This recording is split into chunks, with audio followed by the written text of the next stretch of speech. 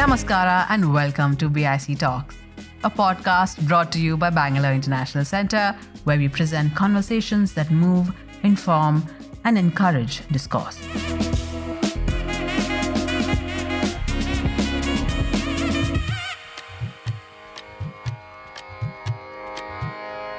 Recently, there was a horrifying incident which a lot of senior army officers were shaken by. And when the army, true to its style, called in the Judge Advocate General and charged the whole lot of them, you had attacks on the army camps by people from the ultra-religious right. You had Ben Gvir and Smotrich coming up and saying, no way you're going to touch our soldiers. So there is a crisis within that society which won't go away soon. But as long as there is a war and a sense that, we are again in an existential situation, everything takes a backseat. And one doesn't know if Israeli society does get changed to this extent. You may have a long-term issue of emigration of some of their brightest minds who will say, do it without us. So there is a potential problem down the road. As conflict erupts in West Asia, the consequences are rippling across the globe, threatening to reshape the international order in ways not seen in decades.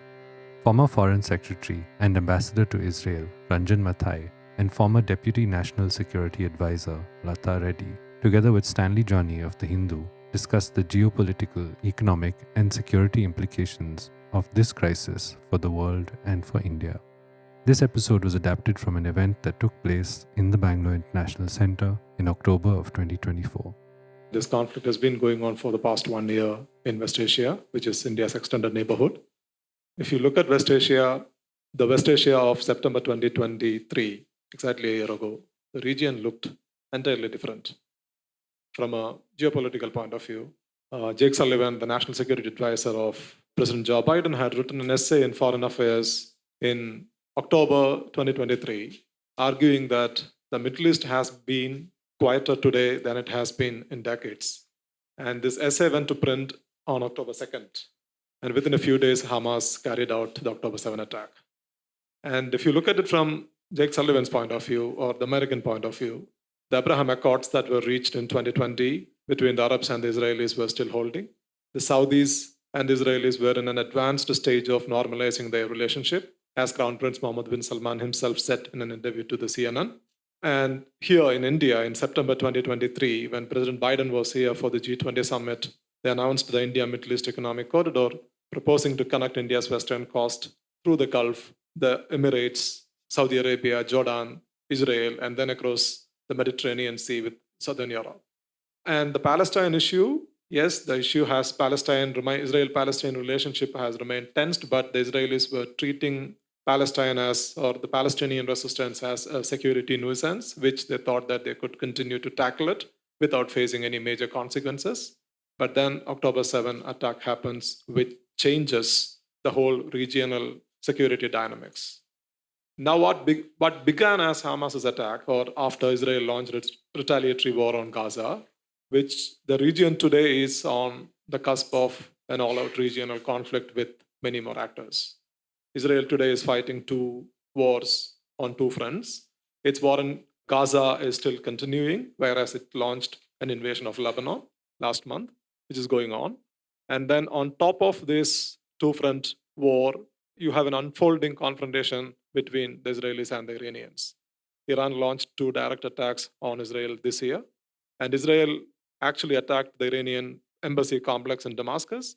And now, when we are holding this discussion, Israel is planning its next attack on Iran, which is expected to take place before November 5th, according to many reports. So we see, different levels of conflicts in the region, which, of course, will have an impact on the global order or disorder, whatever you would like to call it as well. So, Ambassador Mathai, I would like to start with, before we go into the global disorder or other regional actors in the conflict, I would like to start with the Palestine question first. Because before October 7, the Arabs were willing to normalize ties with Israel. The Palestine issue no longer acted as a major deterrent in Arab-Israel normalization process. And Israel also, there was no peace talk going on between the Israelis and the Palestinians for quite some time. The issue has been sidelined to the margins of West Asia. But now, after the past 1 year, after the Hamas attack, of course, in Israel, which killed 1,200 people, and Hamas also took 250 people hostage. And then after that, we have seen unspeakable violence in Gaza, which is still going on. And Israel says Israel would not stop fighting until it reaches absolute victory against Hamas. Hamas claims that they continue to resist the occupation of Palestinian territories. So you have different narratives. You have this violence unfolding before us. So in the context of this ongoing conflict, how do you see the relevance of the Palestine question or any way forward to address this issue? One must, before talking about this in an academic session, in an academic sense, or as an analyst, start by acknowledging that what we are witnessing is a really terrible, catastrophic humanitarian situation being faced by a very significant number of people in Gaza. And these are the Palestinian people. That said, I think the Palestinian issue remains kind of central to a final resolution of the issues between Israel and its neighbors, and Israel and, you could say, the larger Arab world. While it is a fact that there were many Arab countries who, over time, had begun to feel that the Palestinians had ceased to have a leadership which seemed capable of arriving at a peace settlement with Israel, and that therefore they must pursue their national interests without necessarily coupling it to a solution of the Palestinian issue. So we have had these moves. You talked about the Abraham Accords. We've talked about the IMEC, which was being planned. We've talked about Israel's plan, which involved a large number of other countries, sometimes covert, sometimes overt. But deep down, many of the leaders know that if there is trouble and if there is a crisis of the kind we see in Gaza, then public opinion gets inflamed very, very quickly and very easily with justified cause. And that none of them, whether they are autocracies or they are semi-constitutional monarchies or whatever form of government they have across the Arab world, they have to reckon with the fact not of public opinion in a democratic sense of day-to-day functioning, but it constrains what they can do and what they cannot do. So to that extent, I think the Palestinian issue, what Hamas has succeeded in doing is bringing it back into the center stage of the Arab discourse. I will take the Palestine issue now to the regional crisis. So this is now no longer about Israel and Hamas. Now more actors are also involved in it. As I mentioned earlier, Iran has already carried out 2 attacks on Israel this year. And Israel is also carrying out retaliatory attacks around its neighborhood. So how do you look at the role of Iran? Because the Israelis are saying that this is an evil regime, which is the center of all the problems in the region. And the crisis is also escalating. So the role Iran has been playing in the region and how Israel is looking at it. And what is Iran's response? I personally feel that Iran, both in its attack in April as well as in October, has demonstrated that they will not really stop at anything. They will use their limited defense capacities because, as you know, obviously the Israeli defense capacity is far larger than the Iranian defense capacity. But whatever they have, they are throwing at Israel.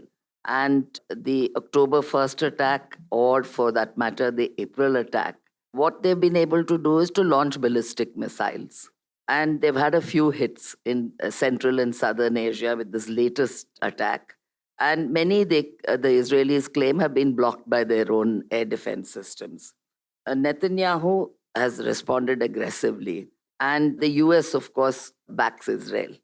Iran is trying to avenge the deaths of Hezbollah chief Hassan Nasrallah and IRGC's Abbas Nilforshan. And they died in Israeli strikes in Lebanon in September 27th on Beirut, and Ismail Haniyeh, who was killed in Tehran itself. My own feeling is that Iran FM Araghchi has called the attack self-defense under Article 51 of the UN Charter.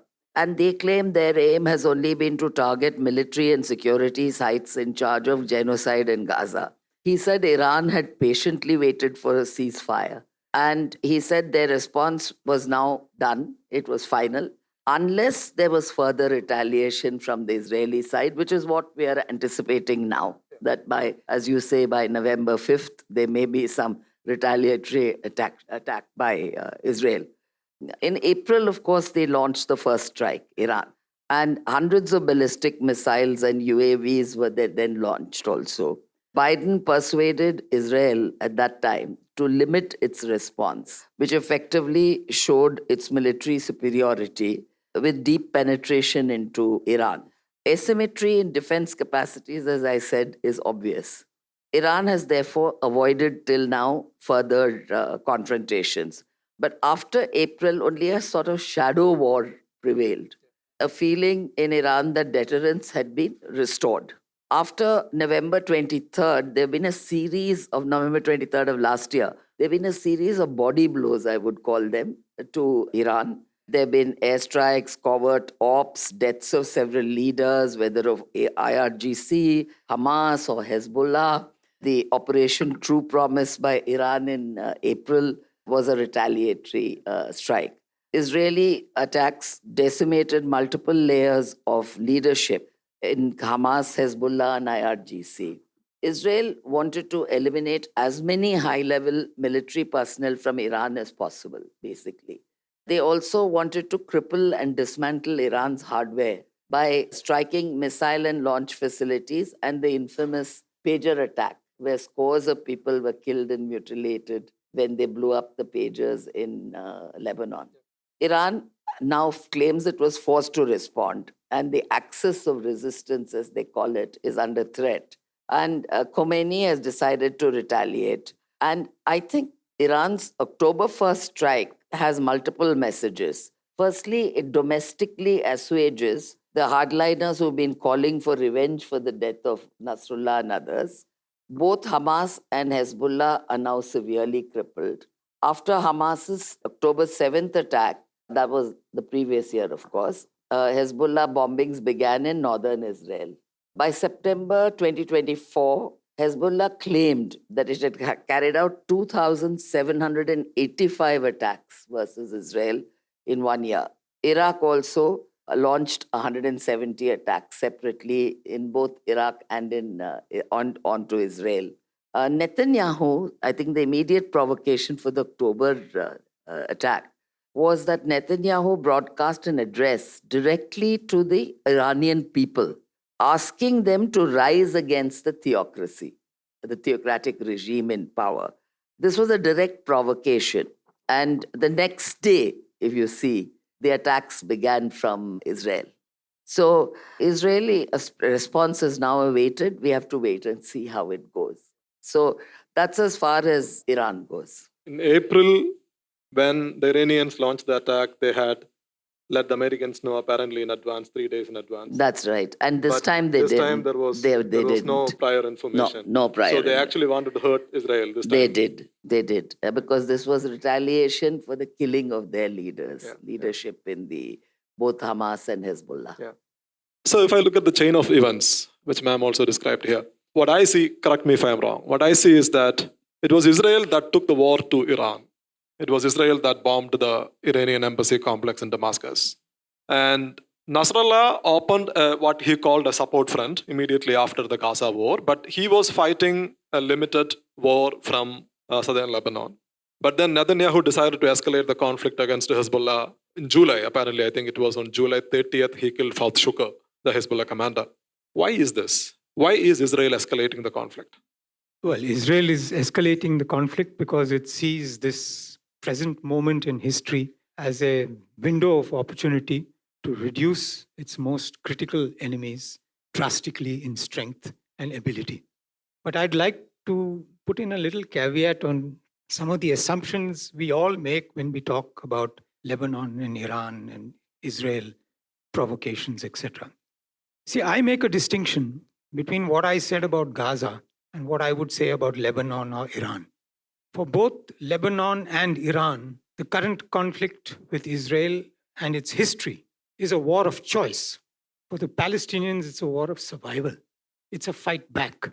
Neither Iran has really no locus standi in the Palestinian issue. It's not a neighbor. It has no territorial dispute. It has no issues. Lebanon, to some extent, had when the Palestinian refugees had crossed over into that territory and the Iranians carried their war against those people into southern Lebanon.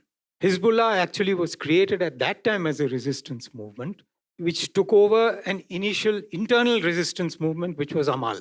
It virtually sidelined Amal. But in 2000, I was actually in Israel.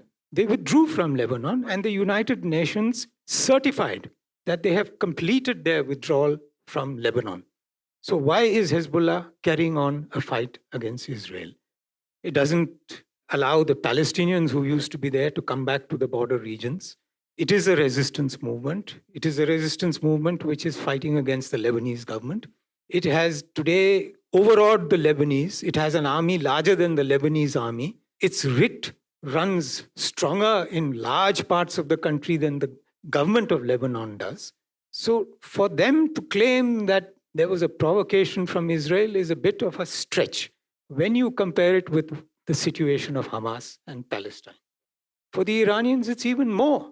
Iran, till 1979, had good relations with Israel, but it has chosen, for ideological reasons and for geopolitical reasons, to create an axis of resistance to take over leadership of a popular movement against Israel. So I think the Israelis feel, and large parts of American opinion, perhaps West European opinion, some opinion not far from here in our own capital, holds that they are justified in doing so. They are fully capable of taking care of Iran. But there's one very special situation which has arisen. The Israelis seem to have calculated, and their calculations are reasonably good most of the time, that the Iranian regime is today at one of its weakest moments. And there's a lot of evidence for that. And that given enough outside pressure, the internal forces against the regime as it is could either mutate the regime or bring it down. I don't know. I have lived in Iran during an earlier period in the late 80s, early 90s, when there was a transition from Khomeini to Khamenei. And if there is a transition again, you could have a bit of a shakeup. But I think it's a bit of an exaggeration. But certainly their ability to kill Haniyeh when he was a guest of the government of Iran for their inauguration of their president in a safe house of the IRGC, the ability to kill nuclear scientists, to march into the Atomic Energy Center of Iran, take away hundreds of documents, take them out, take them to Israel, photocopy them, and show them in the UN. I mean, this shows penetration of an extraordinary kind. I don't think this has ever happened in recent Iranian history. So there is something that we need to watch very carefully about the internal Iranian situation. But that kind of explains why Israel is going for broke, as it were. It is carrying out an absolutely maximalist strategy. And when it comes to Lebanon and Israel, it has supporters. When it comes to Palestine, largely it does not. And this is something which I think Netanyahu is gambling, that because the geopolitical situation favors him, public opinion will not react to his attempts to, quote unquote, settle the Palestinian issue. What is he trying to do? I have to claim no credit for this analysis. This is a lecture by Professor Mearsheimer, a well-known professor, who has turned out to be a very severe critic of at least Netanyahu and his government. And he said they have now 4 options.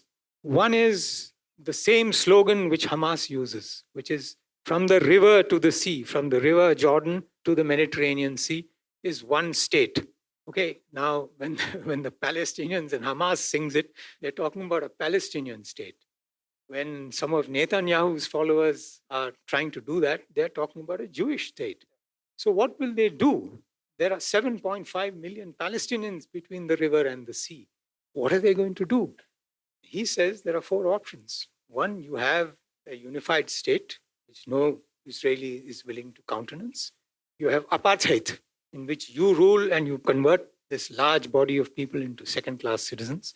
Everyone knows that that's not sustainable over time. The third is a 2-state solution, which every sensible person in the world, including our leadership, stands for. And at the moment, it is only certain cabinet members of Netanyahu's government and Netanyahu himself, and increasingly a significant section of the Israeli population which says, no way, we've tried this, it's not going to work, no two-state solution. And what's the fourth? Ethnic cleansing. Now, they say that the laboratory is Gaza, but even in Gaza, you're talking million plus people. Where are you going to send them? Where are you going to send them? Egypt has already said, no way the Sinai is going to take these people. So what is this maximalist strategy leading to? There's a conspiracy theory which is being built up. I have no evidence to prove it, but I'll just throw it into it. Ariel Sharon, the former leader of Israel, once asked about a Palestinian state. He said, a Palestinian state already exists. Its capital is Amman. Its name is Jordan. 70% of Jordan is Palestinian. So you hive off a few parts of the West Bank and attach them to Jordan and say, there's your Palestinian state. The rest is all Israel. But what are you going to do with 1 million, 2 million people in Gaza and all the rest in the West Bank? They have no solution to this. So I'm afraid they're stuck and they're dragging the rest of West Asia down the path of continued difficulty, continued crisis, as far as the eye can see. Just two associated questions. So you said Iran has no locus standi in this when it comes to the Israel-Palestine issue. So Israeli argument. So can we use the same argument to refer to the presence of the United States in the region? Because the United States continues to back Israel irrespective of Israel's tactics on the Palestinians. It's a faraway country. And then second question that you said, Israeli troops withdrew from Lebanon in 2000. But Hezbollah would say that Israel continues to occupy the Sheba farms of Lebanon. And they said that they continue to resist the Israeli occupation of Sheba farms. I would like to know, how do you look at it? Well, I was there when the Sheba farms issue broke in 2000. And we all studied the maps and looked at the history and so on. But the point is that the United Nations certified that the withdrawal from Lebanon is complete. The Sheba farms was occupied by Israel when it took over the Golan Heights in 1967. At that time, Sheba farms was part of the Golan Heights and part of Syria. Now, if you go back in history, both Syria and Lebanon were under French mandate or French rule prior to the Second World War. And there are differing versions of history, but some say that the Sheba farms paid taxes to the Lebanese, but they were controlled by the Syrians. But in 1948-49, when Syria drew the maps of its territory, Sheba farms was in Syria. It was part of the Golan Heights. In 2000, seeing an opportunity, they said, no, actually Sheba farms is part of the Golan Heights, but actually there are some documents which show that it could be part of Lebanon. So they kind of disassociated themselves. But the fact is, on the UN's maps, Sheba farms is shown as Golan Heights, Syria, and the UN certified that they have completed their withdrawal. From Lebanon. And in fact, the UN resolutions 1559 and 1701 have said that it's time for the Lebanese government to reassert its authority in southern Lebanon. They didn't include Sheba farms in that. And who is standing in the way of the Lebanese government reasserting its authority in southern Lebanon? It's Hezbollah. You ask any of the Indians who have been peacekeepers in southern Lebanon, they'll confirm this. Hezbollah acts as a state within a state. It listens to nobody, but it claims to be the axis of resistance, so we don't question it. I'll come back to Hezbollah. On the United States, yes, you have a point. Theoretically, no outside power has the capacity. But the fact is that without the United States, there will be no movement on this issue. The Palestinians themselves recognize this. And they regularly seek, the Palestinian Authority, not the Hamas, regularly seeks American intervention and requests it. I just wanted to touch on one point, where you said that Iran has never been weaker than at this moment, Israeli perception. Okay, Israeli perception. But I think there is a seed of truth in that because, right now the Iranian people themselves are very, very cynical. And they say, why are we fighting for Palestine? Why are we fighting for Lebanon? We should put our own interests first. Iran should come and our own national interests, our own problems, the soaring inflation and so on and so forth should come before we take an interest in what is happening in Lebanon or in Gaza. And that, I think, is what makes the Iranian state particularly vulnerable at this time. Just a point, it's not Iran per se, but the regime Yeah. which is ruling Iran. Exactly. So now there is a very real danger, and given that and Netanyahu's appeal to the Iranian people, there is, I would say, a reasonable chance of people perceiving in Iran that they have a chance of overthrowing the theocracy, the theocratic government. And that will make for even more instability within Iran, and even rogue elements being able to control the nuclear system, etc. So it's a very troubling situation, actually. To try to engineer a regime change in Iran has very, very serious implications. And in the case of Iran, everybody has been trying to engineer a regime change from 1979 onwards. Exactly. So it's been 4 decades. It's been. Yeah. And one point, ma'am, I would like to ask you. Ambassador referred to Professor Mershamer's 4 scenarios. Yes. He talked about apartheid. Yeah. You were in South Africa That's in right. the early 1990s. Yeah. You saw the transition. Yes. And there is a serious criticism about the way Israel is running the occupied territories, whether it is Gaza, which was under blockade, or West Bank, which is under direct military occupation, and the Israel proper, where you have democracy, elections, rights, free judiciary, free media, etc., etc. So do you see any similarity between what happened in South Africa, which was an apartheid regime, and what is happening in Israel, or what Professor Mershamer calls Greater Israel, which includes Israel, West Bank, and Gaza, where Israel is facing a serious criticism of running an apartheid state? I think the difference is the question of leadership. South Africa was fortunate in that they had a leader like Nelson Mandela, who had the sense to see that, he needed to bring all the people together. I don't think there's been that wisdom and vision in West Bank or in Gaza, for that matter. I think the feeling there has been of we are a persecuted people, etc. And the level of leadership there, whether it was, whoever it was before or the present leadership, has not been of a good nature, of a high enough nature to overcome any obstacles and to come to any accommodation. As Ranjan mentioned, the idea that everything belongs to us is a Palestinian slogan, that they wanted all of it. They wanted all of what is now Israel to be Palestine. And that's not a tenable position. They didn't want a 2-state solution. They wanted a 1-state solution, which would be a Palestinian state. So I think the real question is that if you don't have visionary leadership, you cannot reach a solution. So the question of having a leader of the stature of Nelson Mandela doesn't even arise, because nobody has had a Truth and Reconciliation Commission. Nobody has talked about how we forgive each other, how we reconcile these differences. And so, Palestinian leadership has been lacking in this aspect. So that is the real reason, I believe, that the Palestinian cause has not been able to advance forward. And this insistence on maximalist positions, they don't want a 2-state solution. Israel doesn't want a 2-state solution. Where do you go from here?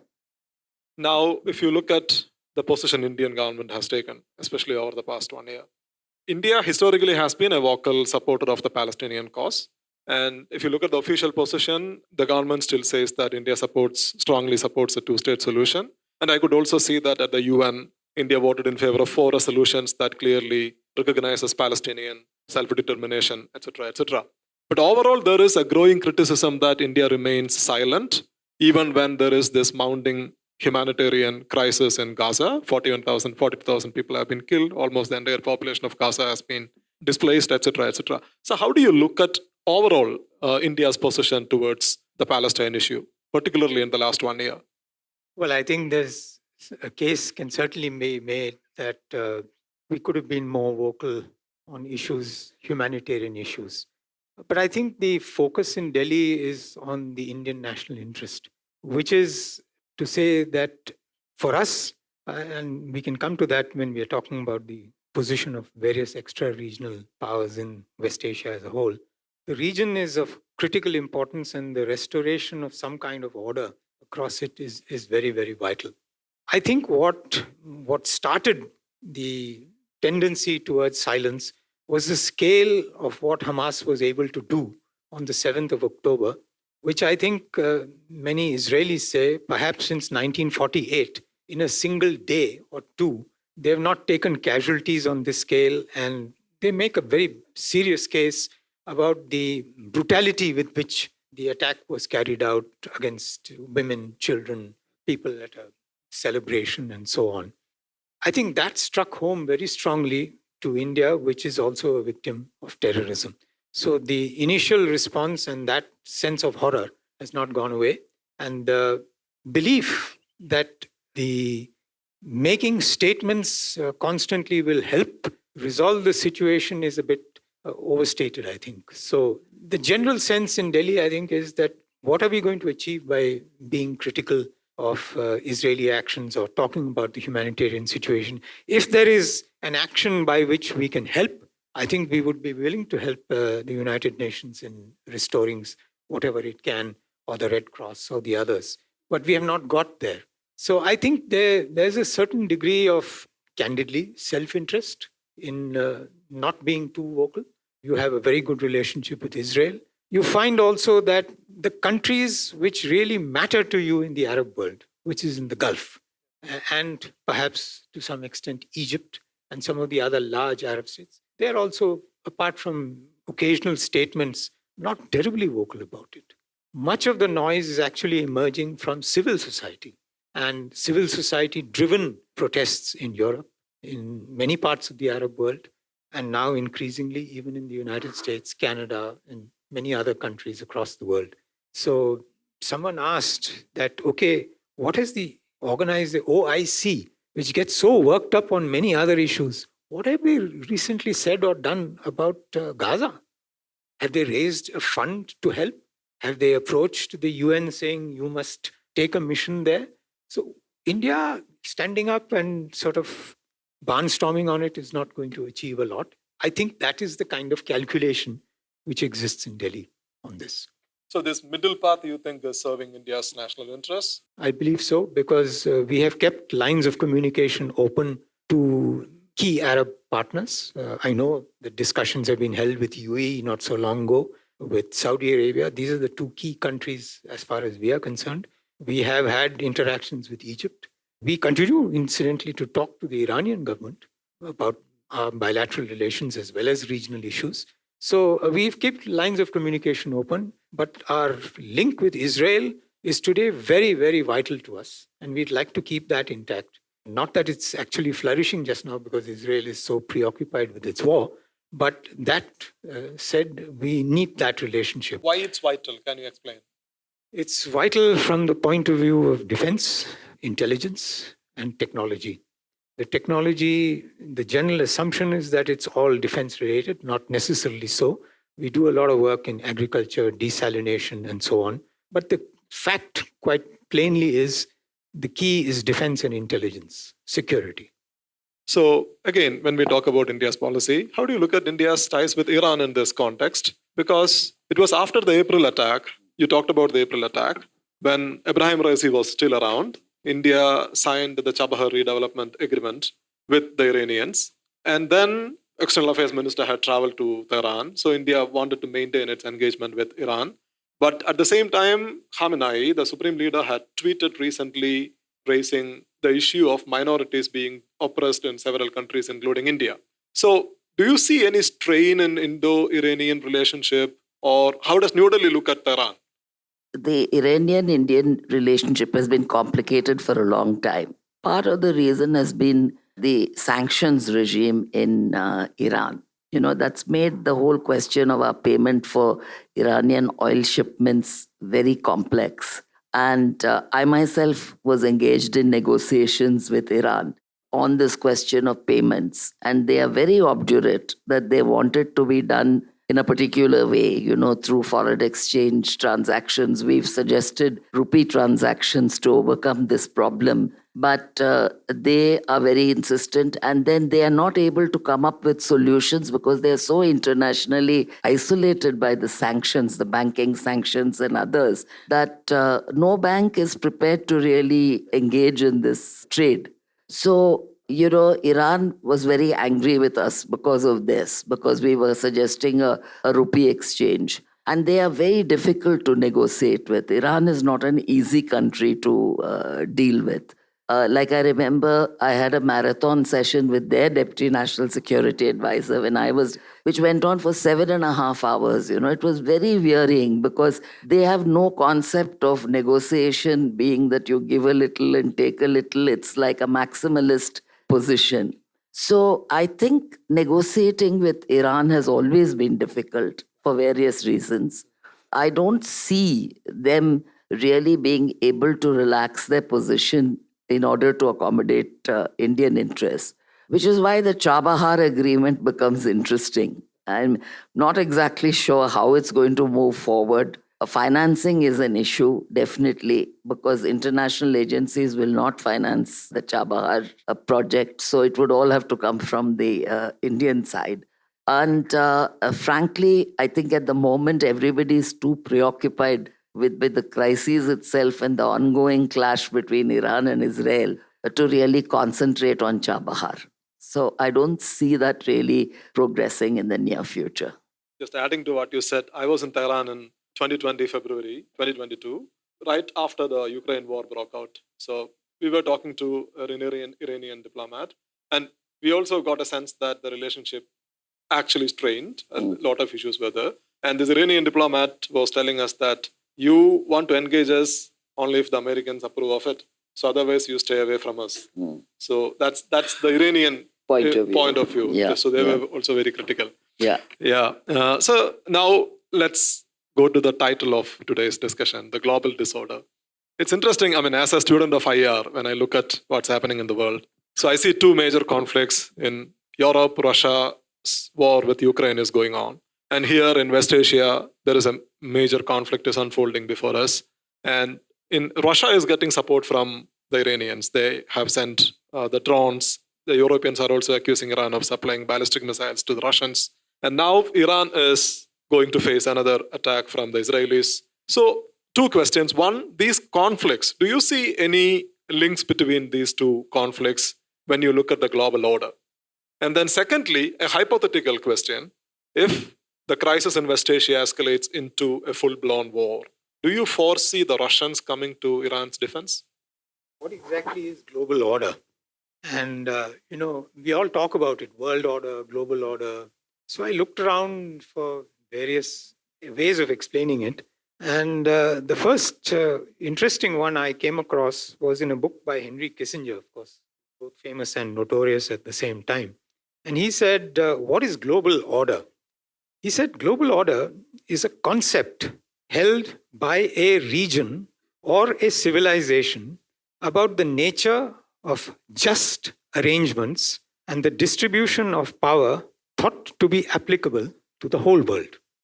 And international order is the practical application of these concepts to a substantial part of the globe, enough to affect global balance of power.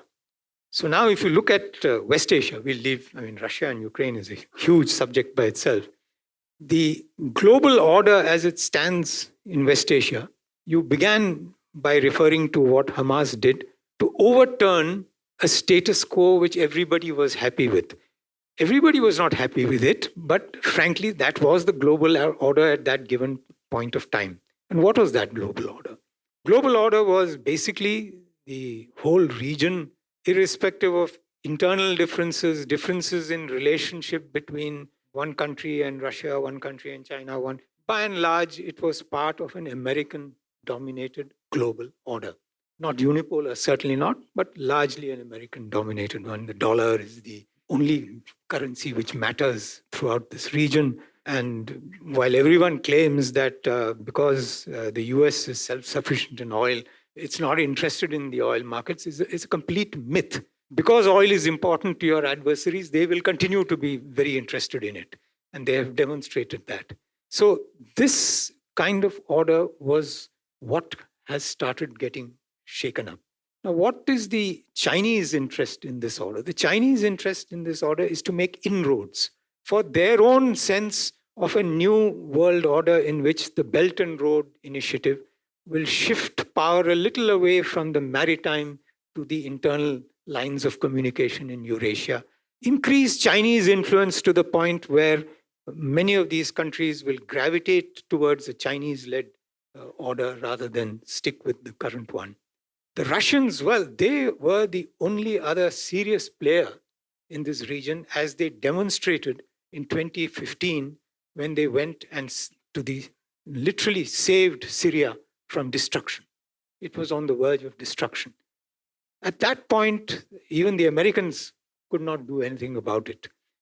Today, I'm afraid the Russians have been so debilitated, that is the only word I can use, by their ongoing war with Ukraine, which has highlighted a number of military, technological, and other weaknesses in their system, that they may not be able to come to the assistance of Iran on the scale you are mentioning. But what is the interests of the others? I mean, these three we all know, these are the villains of the piece in any given order. The closest is us. What are we doing? If there is a serious breakdown there's a war which spills across this aerial war between Israel and Iran, or if Iran decides to extend it across land borders, maritime borders, it's going to affect that part of the Arab world which is most vital to us. That is the Gulf region. Leave everything else out. Oil will be a crisis which we will face in about 3 weeks because we have enough reserves to survive for 3 weeks. There's 7 million Indians. We evacuated a few 100,000 and we had a huge crisis on our hands. There's no way you're going to even contemplate this kind of a crisis. So we should be very concerned about a breakdown of order, whether it's an American-run order or whoever else's order. Now, the Chinese in 2023, April, I think, brokered a deal between Iran and Saudi Arabia, which led everyone to say that, look, now this is the era of Chinese influence, etc. But what has China been able to do in the last 1 year? It called one meeting of Hamas and the Palestinian Authority. They called them to Beijing. They've been able to do nothing. They can't influence the situation on the ground. So order in this part of the world continues to be part of the global order, which is largely US dominated. Attempts by Iran, Lebanon, the axis of resistance, and Hamas to overturn this have not succeeded. They have led to a counter by Israel, which, if carried to its logical extreme, could also pose a threat to the order. If they decide, for example, to dispel people forcibly, that would be a significant challenge to the global order. Russia and Ukraine is a different question and of a larger order.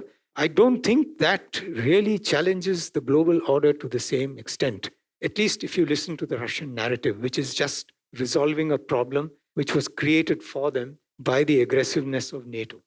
But there's a stalemate presently. If in the next few weeks, next month, they are able to take Pokrovsk and break the back of resistance in the Donetsk, we might see an end to the war. So I don't put it on the same scale of potential to create global disorder. Ma'am, your comments. Obviously the US continues to be Israel's powerful ally, and most of the West backs Israel. Only Macron has called for an arms embargo on Israel. I think the Gulf countries have been largely neutral. I would agree with Ranjan on that. Though, of course, Qatar hosts Hamas top leadership. Iran finds itself internationally isolated, shunned to a large extent by the Muslim world as well. It's ostracized by the West. China and Russia are supposedly friends of Iran. But I feel they're also playing a wait and watch game. I don't think they would get actively involved unless it's in their own interest to do so. And as I mentioned earlier, there could be an anti-theocratic regime move in Iran. So frankly, I see the situation today that Iran and Israel, this is actually a quote from someone else, are circling each other like sumo wrestlers and trying to see who gets in a strike first. And India is doing its balancing act. But I would say, yes, I agree again with Ranjan that we are largely pro-Israel. So the international situation is not good for Iran. That's the way I look at it. Add one thing. I don't think the Iranians have ever particularly worried too much about, trying to garner support X and Y and so on, except when they are in difficulty. It's a common belief that, they have a very close relationship with China, which is true up to an extent because the Chinese are buying large or significant amounts of Iranian oil today. But, they had this huge 25-year agreement, massive investments were supposed to flow from China into Iran and so on. 2 years down the line, I think 0.8% of the level of investments had actually arrived. And the Chinese efforts to increase their presence in Iran led to a backlash of all people by the ex-president Ahmadinejad, a well-known radical. He was one of those who was opposing this Chinese move. The Iranian slogan, neither east nor west, I think still has resonance. It's important to remember that if there is one country in the world which has a very exalted impression about its role in history and itself and so on, it is Iran. The Shah of Iran famously said, we are going to be the 5th largest economy in the world. And there were some revolutionaries who believed something similar. They haven't entirely given that up. And how do you look at the difficulties which Israel is facing if we talk about the other actor in this conflict? Because internally, Israel is facing a lot of challenges. This is a far-right government. There are 2 extremist parties which are part of this government, Ben-Gvir and Smotrich. And then there were massive protests going on inside Israel. And internationally, Israel is facing a lot of isolation, especially after the Gaza war broke out. Of course, they continue to enjoy the support of the United States, but still there is a genocide case against Israel at ICJ. The UN probe just last week said that Israel has committed crimes against humanity and war crimes in Gaza. So there is a lot of international criticisms and then internal upheaval. And Netanyahu himself is facing political challenges, and the war is going on forever. So how do you look at the challenges Israel is facing? It's facing very severe challenges. Many of its internal crises, and they are crises, have got covered up, papered over, or patched because there is a foreign threat. There is an external threat. And that has happened repeatedly in Israeli history. They're an extremely fractious democracy, not unlike us, you might say. And what has added to the difficulties is the growing cleavage in the society between the people who created Israel and the ideology under which Israel was created, and the kind of largely secular tendency within that ideology and what is the reality of Israel today. It's a very, very different country. And Netanyahu is trying to sit on 2 stools at the same time. If there is anyone more secular than he in personal life, that's Netanyahu. Whatever he may say outside for religious reasons. Israeli society has changed and changed dramatically in the 21st century. When I served there and, when the last effort to really resolve the Palestinian crisis, the Camp David talks, Israel still had leaders who were those who had created the state of Israel. They had seen the struggle, the sheer fight for survival with which they had come up and built it literally with bare hands. People have forgotten that in the 50s and so on, they didn't have this massive US support which they have today. But they built that state, defended it, created it, built it on certain values. Many of those who came in later from across the world, those who have grown up with new ideologies in the 21st century, who have grown up in a system in which they are an advanced, high-tech financial power to reckon with almost unlimited support from extreme Jewish groups in the Western world.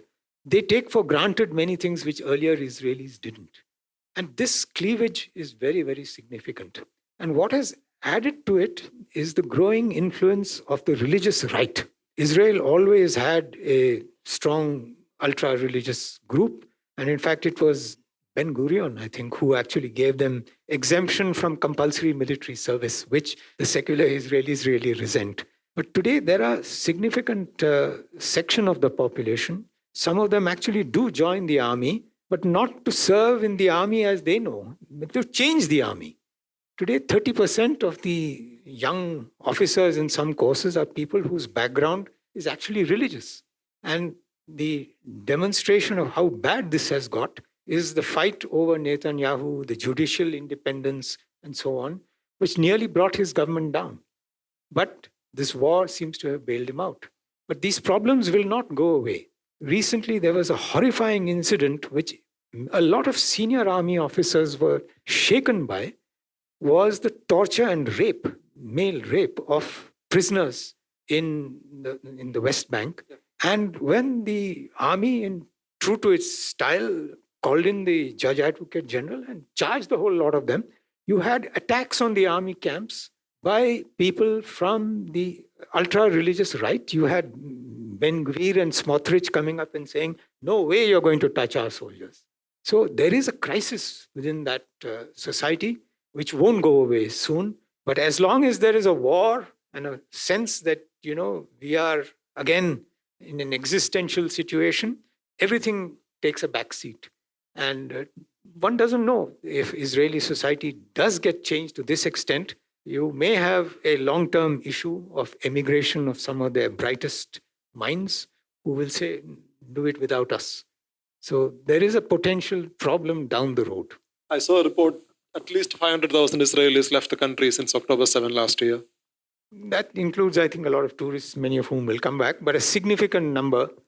And what is important is they mostly head to the US, and some of their technological elites, people who have built their financial wizardry, have gone.